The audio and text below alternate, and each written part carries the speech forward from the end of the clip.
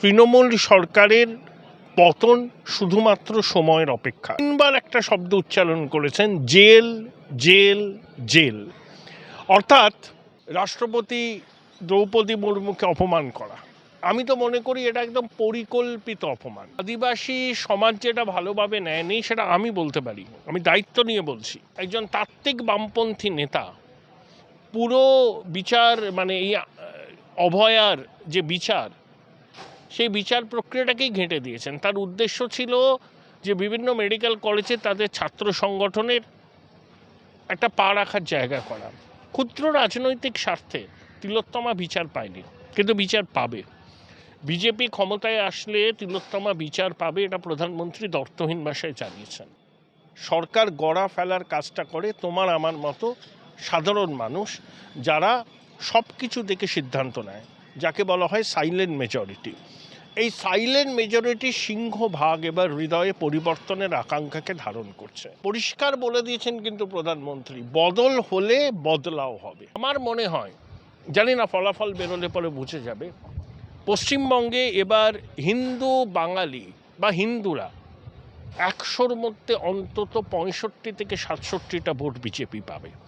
হিন্দু ভোটের প্রবল মেরুকরণ হবে, প্রবল মেরুকরণ। এবং যে ভিড়, আমি তো ঐতিহাসিক বলবো, বিজেপি যে এত বড় একটা ব্রিগেড সমাবেশ করেছে সাফল্যের সঙ্গে, এটা আমি অতটা এক্সপেক্ট করিনি, to be very frank and honest. আমি সত্যিই কিন্তু অতটা এক্সপেক্ট করিনি। যে বাঙালি অস্মিতা ফালতু, কারা বাঙালি অস্মিতার কথা? রাজ্যসভায় প্রার্থী করলেও মেনকা গুরুস্বামী আর রাজীব কুমার, কোথাকার বাঙালি এরা? একা কাউকে জায়গা দেবো না। মোদিজি আসছেন, ঠিক আছে, পুরো ফুটেজটাকে উনি খাবেন, বিজেপি খাবে, আমরাও একটু জায়গা নিই। তবে দুর্ভাগ্যজনক ঘটনা আছে, সেন্ট্রাল ফোর্স তো কলকাতায় মজুদ আছে, কোথায় তারা? গোটা বাংলা জুড়ে পরিবর্তনের ডাক দিয়েছে বিজেপি এবং নরেন্দ্র মোদী বিরাট জনসভা, বলা যেতে পারে যে মহা জনসভা ব্রিগেডে আগামী এই ইলেকশনে এই জনসভা ঠিক কতটা তাৎপর্যপূর্ণ হতে চলেছে বাংলার জন্য, বাংলার বিধান কি হবে সেই দিকে নজর রয়েছে প্রত্যেক বাংলাবাসীর। সেই সব কিছু নিয়ে আজকে বিশ্লেষণ করব আমরা, জেনে নেব যে এই জনসভার এর ইম্প্যাক্ট আগামী দিনে বাংলায় ঠিক কতটা। সঙ্গে রয়েছেন অর্ক স্যার, অনেক অনেক স্বাগত আপনাকে পুনরায়। স্যার, প্রথমেই যে প্রশ্ন আসছে সেটা হচ্ছে, প্রধানমন্ত্রী নরেন্দ্র মোদী ব্রিগেডের জনসভা থেকে কার্যত আজকে ঘোষণাই করে দিলেন যে এবারে বাংলায় মহা জঙ্গল রাজের পরিসমাপ্তি ঘটবে, এই হিংসাত্মক সরকার, সেই সরকারের পতন হবে, কি বলবেন? দেখো, প্রথম কথা বলি, আজকে ব্রিগেডে বিজেপি যে সমাবেশটা করেছে এটা সব দিক থেকে ঐতিহাসিক। এত জনসমাগম হবে আমি জানি না রাজ্য বিজেপির নেতারা সেটা এক্সপেক্ট করেছিলেন কিনা। হাজরা মোড় থেকে তো কার্যত অবরুদ্ধ হয়েছিল, এদিকে শ্যামবাজার মোড় পর্যন্ত, এবং প্রধানমন্ত্রী তার চেনা ছন্দে ছিলেন। প্রায় 50 মিনিট বক্তব্য রেখেছেন। আমার কাছে কয়েকটা বিষয় খুব প্রণিধানযোগ্য ওনার বক্তব্যে।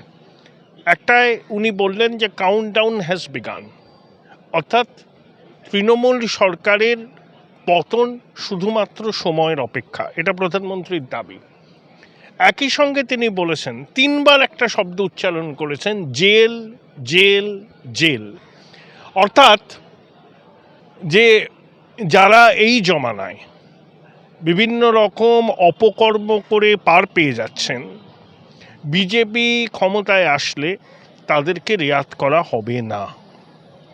লোকসভা নির্বাচনের আগে প্রধানমন্ত্রী বলেছিলেন রায়গঞ্জে দাঁড়িয়ে যে এটা তো আপনারা ট্রেলার দেখছেন, পরে পুরো সিনেমাটা দেখবেন।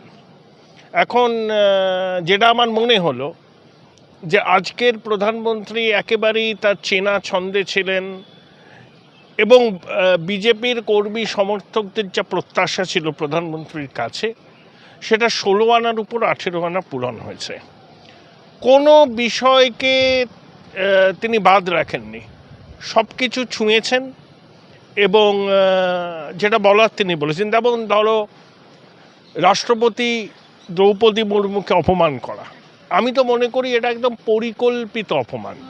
হ্যাঁ, রাষ্ট্রপতির মতো ব্যক্তিত্বকে, দেশের সাংবিধানিক প্রধান, তাকে এই মাঠ পর্যায়ের রাজনীতির বিতর্কে যেভাবে নিয়ে আসলো তৃণমূল, এটা সমস্ত রকম শালীনতা শিষ্টাচার ভঙ্গ করেছে বলে আমার মনে হয়।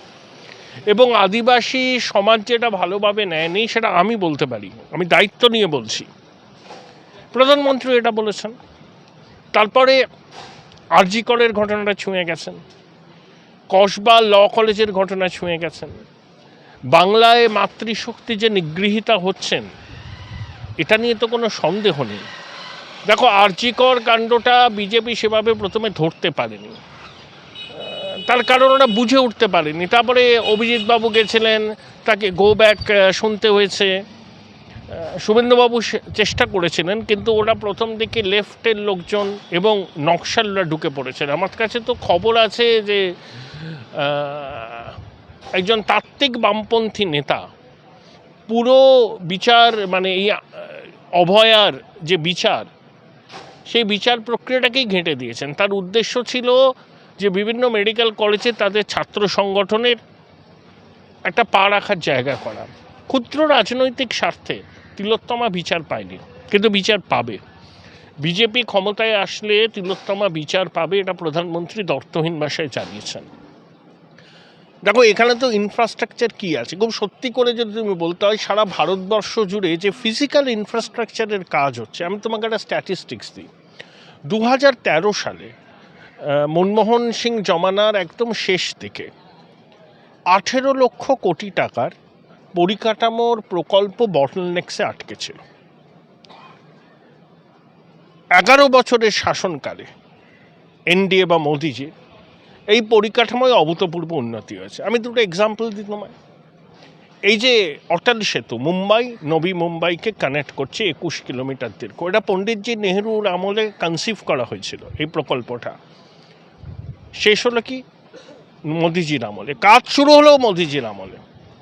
উত্তর পূর্ব ভারতে অভূতপূর্ব পরিকাঠামোগত উন্নয়ন, কাশ্মীরকে রেল মানচিত্রে যুক্ত করা, চেনাব সেতু, এবং আজকে তো মোদিজি সম্ভবত গৌহাটি শিলচর এক্সপ্রেসওয়ে সূচনা করেছেন। আমাদের এখানেও হলো তোমার ওই রামপুরহাট থেকে একটু ছাড়িয়ে ওই জায়গা থেকে খড়গপুর, হ্যাঁ, এক্সপ্রেসওয়ে। তাহলে পরিকাঠামো না আসলে শিল্পও আসবে না। সরকারি চাকরি কজন করে? 10 লাখ 12 লাখ। আর কর্মক্ষম যুবক যুবতীর সংখ্যা কত? কয়েক কোটি। তা সরকারি চাকরি তো সবাই পাবে না। আমাকে পশুপালনে নজর দিতে হবে, আমাকে মৎস্য চাষে নজর দিতে হবে, আমাকে কৃষি কী করে ডাইভার্সিফিকেশন হয় সেটা করতে হবে, বিশ্বকর্মা যোজনায় মানুষকে কর্মসংস্থানের সুযোগ দিতে হবে। এখন কর্মসংস্থানের সময়, এখন চাকরির সময় না। এটা এই কনসেপ্ট থেকে আমাদের বেরোতে হবে এবং নিজের পায়ে দাঁড়াতে হবে। দেখো, আমি এটা খুব তোমার দর্শকরা হয়তো ভাববেন আমি এটা কোনো বিশেষ রাজনৈতিক দলের দিকে ঝোল টেনে বলছি।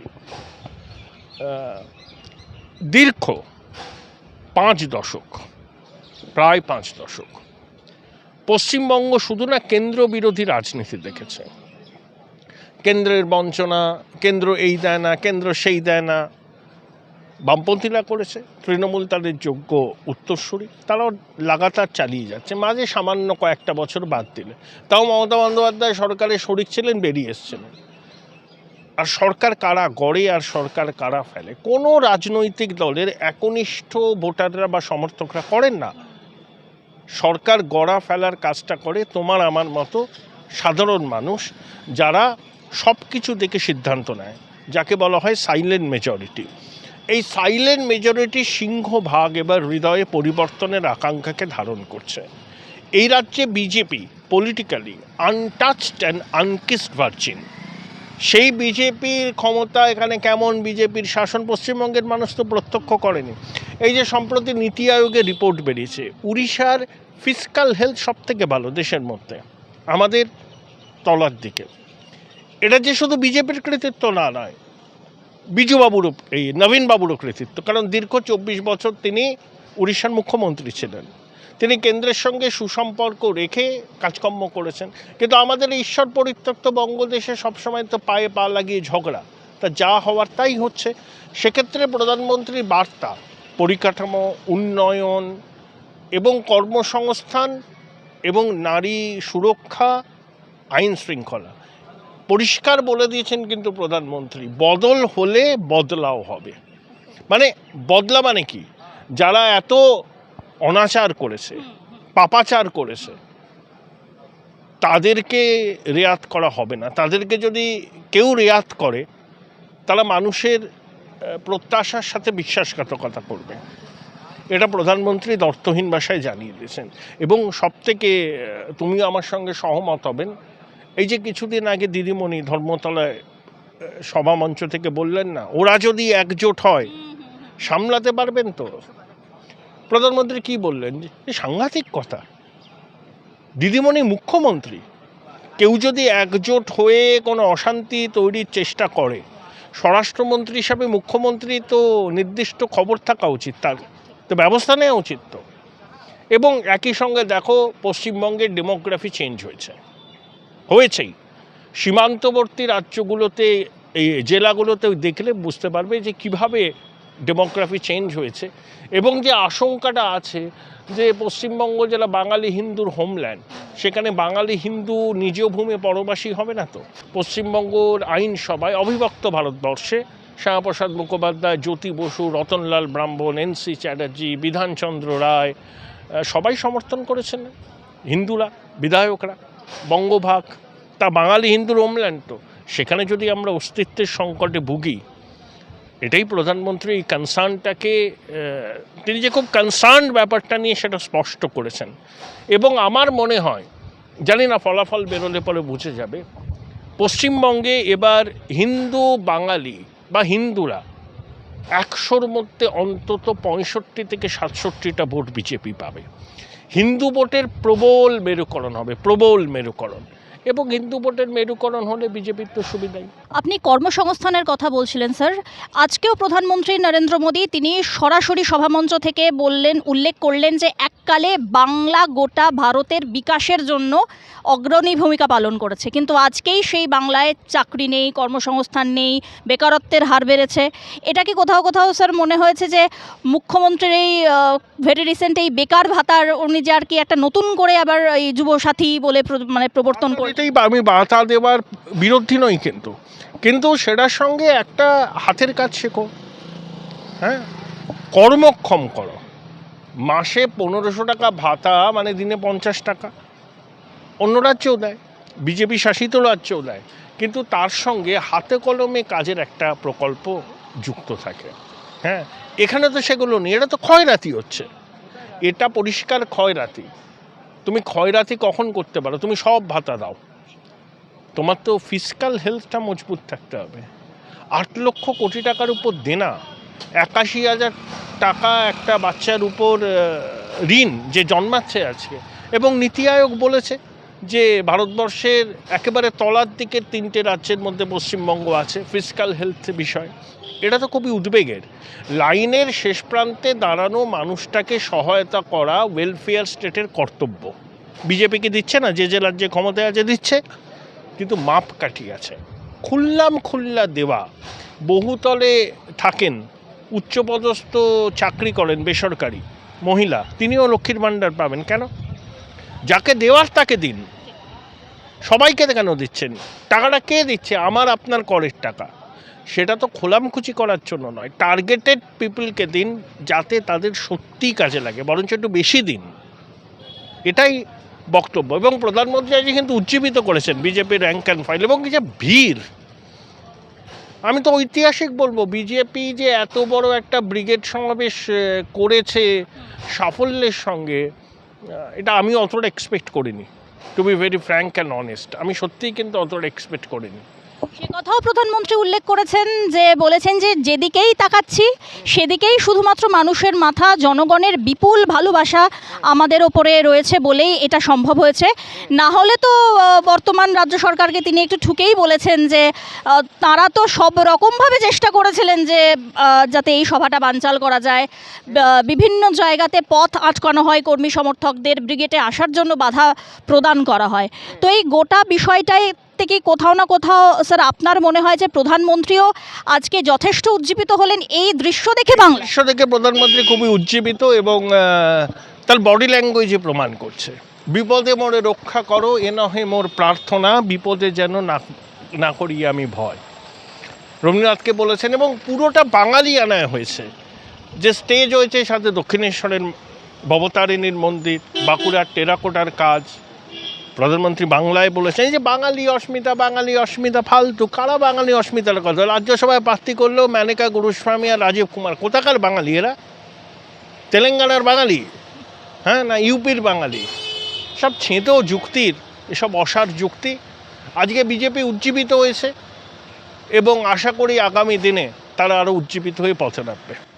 স্যার, আজকে আরও একটি বিষয় দেখলাম, সেটা হচ্ছে যে গিরিশ পার্কের যে ঘটনা, মন্ত্রী শশী পাজার বাড়িতে ঢিল ছোড়া হয়েছে। দুর্ভাগ্যজনক ঘটনা, দুপক্ষই যুক্ত। কে প্রথমে প্ররোচনা দিয়েছে আমি বলতে পারবো না। বিজেপির কর্মীরা বাসে করে আসছিল, সেখানেও হয়েছে, পাল্টা রিটালিয়েট হয়েছে। হ্যাঁ, এরা স্ক্রিন শেয়ার হলো, তৃণমূলের সুবিধা হলো, দেখানো দুপুরবেলা। হ্যাঁ, এইসব হয় রাজনীতিতে। একা একা কাউকে জায়গা দেবো না। মোদিজি আসছেন, ঠিক আছে, পুরো ফুটেজটাকে উনি খাবেন, বিজেপি খাবে, আমরাও একটু জায়গা নিই। তবে দুর্ভাগ্যজনক ঘটনা আছে, সেন্ট্রাল ফোর্স তো কলকাতায় মজুদ আছে, কোথায় তারা? তাদের কেন ডিপ্লয় করা হয়নি? পুলিশ তো ঠুটো জগন্নাথ ছিল বলে অভিযোগ হচ্ছে। তাহলে ভোট আসছে, কমিশন দেখুক কি অবস্থা।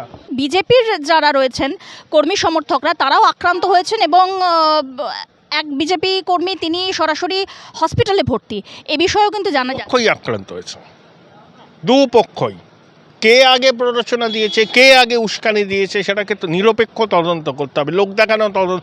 সজীব ভাইয়া বলছেন এফআইআর হবে, অ্যারেস্ট করা হবে, ঠিক আছে, এক পক্ষে এক হাতে তালি বাজেনি। এটা দুর্ভাগ্যজনক ঘটনা। নির্বাচন করানাচ্ছে দরজায়, সেন্ট্রাল ফোর্স মোতায়েন আছে শহরে, কোথায় তারা? কেন তাদেরকে ইউটিলাইজ করা হয়নি? এবং পুলিশ দাঁড়িয়ে দাঁড়িয়ে দেখেছে অনেকক্ষণ ধরে।